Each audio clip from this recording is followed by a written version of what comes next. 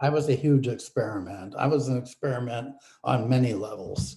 My editor, who was my editor right up until she retired, whenever she wanted to try something new, she'd try it on me first because of we both understood that if it worked, great, we both made money. If it didn't work, it was not my fault. It was her fault because she tried something new and different. And so that made for a very easy career for me. Mm.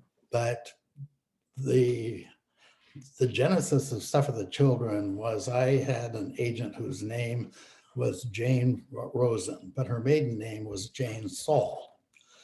And she had become my agent because, as she wrote in her first letter, Jane Saul representing John Saul was too cute to pass up. And then I sent her first a comedy murder mystery, which she had a devil of a time selling. And then I sent her a gay Jewish sex comedy.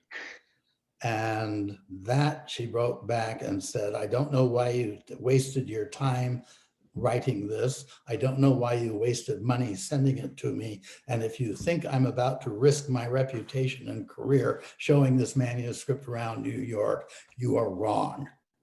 So that pissed me off enough that I never responded. But eventually, several years went by, and I was going to be in New York with my partner, Mike Sack, who's now my husband. And he said, why don't you see if that agent's still around? So I called. She had been working at the Kurt Helmer agency. And so I called the Helmer agency, and they said that Jane had left. And I said, well, may I speak to Mr. Helmer then? Well, Mr. Helmer died a few months ago. My response was not, oh, I'm so sorry to hear that. My response was, does this mean why I'm without representation? And they allowed us out. Probably it did. And I said, do you have a phone number for Jane Rosen? Well, yes, they did. So they gave me that. I called her. And yes, of course, she remembered me. And I said, I'd like to come and see her while I was in New York. Great, fine. She gave me her address. I went over to her office, which at the time was a one-bedroom apartment on East 48th Street, I think. And we talked for a while, and her initial comment was she would reread the Gay Jewish sex comedy because, as she put it, the business has changed in the last few years, and so have I. So I said, I'll send you that manuscript again. She said, I still have it. So I'll look up for it and see what I want to do with it. In the meantime, she said, you seem like a very easily marketed person. You're reasonably decent looking, and you have two nice short 4-letter names that can be put in very big type on the top of a book cover. And so you're highly good for publicity. So all we need for you to do is write something into the market. And there is no market for comedy murder mysteries. And certainly there may be a market for, I think the working title of my gay Jewish sex comedy at the time was Tinkerbell is Alive and Well and Hanging Kelp in San Francisco. It was my answer to Gail Parent's Sheila Levine is Dead and Living in New York.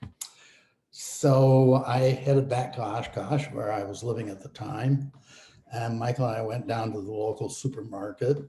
And well, actually, first I said, I have been working on a thriller involving CB radios and trucks. This was back when CB radio was everything.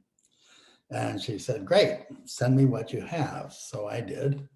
She took it over to an editor at Dell, Linda Gray, who read it and said, I like the way the guy writes, but I already have my CB trucker thriller.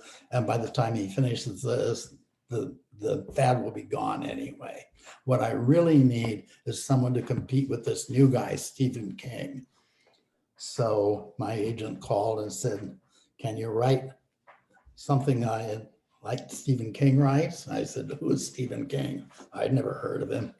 So we went down to the local supermarket, and there was Salem's Lot was on the paperback racks. So I picked it up and read the back cover.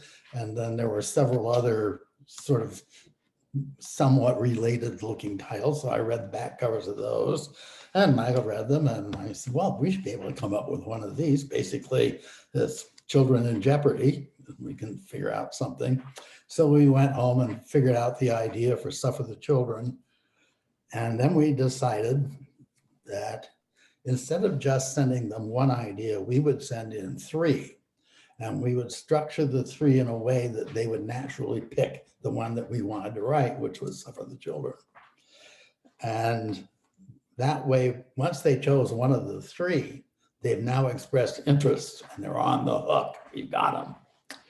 So it worked perfectly. They both liked the idea for Suffer the Children. Then they wanted an outline. My response was, what is an outline? Because I'd never even heard of writing a novel from an outline. I always just put the paper and start typing. So they told me that they would a paragraph explaining the action in each chapter or each scene. Okay, I asked Michael if he could do that.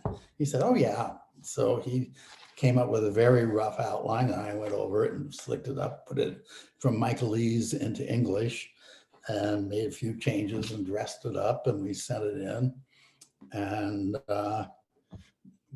where I gather it's normal to have to wait weeks and weeks and weeks for a response from both an agent and an editor, Jane called me on Thursday and said she'd just gotten the outline, she'd read it, and she was going to make me very rich. And I said, yeah, right, okay, fine. So she took it over and handed it to Linda Gray on Friday morning. And on Monday, she called and said, Dell wants to buy it for $50,000 up front, which was a massive advance at the time.